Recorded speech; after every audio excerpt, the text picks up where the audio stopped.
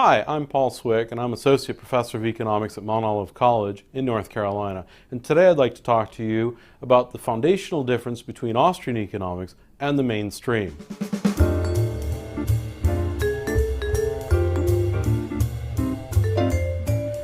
The mainstream uses a different methodology than Austrian economics. The mainstream uses this thing called the scientific method, the thing that they use in natural sciences, physics and chemistry and such.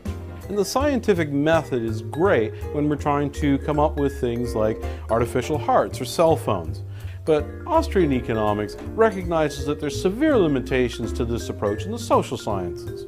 For example, suppose I think that the price of gasoline is going up because in China their demand has been increasing. Well, if I was using the scientific method, what that would require me to do is to hold everything else in the world constant and dial up the demand in China and dial it down. This is obviously impossible.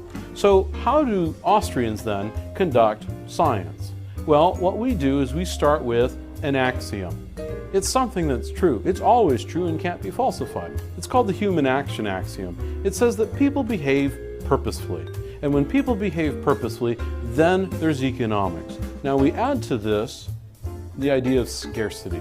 Now what's scarcity? It simply says that I can't do everything all at once or all at the same time. And because there's this thing called scarcity, that means I have to rank what I want to do, my ends. And then I have to think about how do I achieve these ends? Those are my means. And when we set up this ends-means framework, we're creating basically a preference scale. What do I want most? And I rank down from there. I act to achieve my goals. I behave purposefully. And as I work down this preference scale, I'm able to derive further economic laws, such as the law of diminishing marginal utility and the law of increasing opportunity costs. From each of these, I can derive the law of demand and the law of supply. When I put them together, I create a model of the market.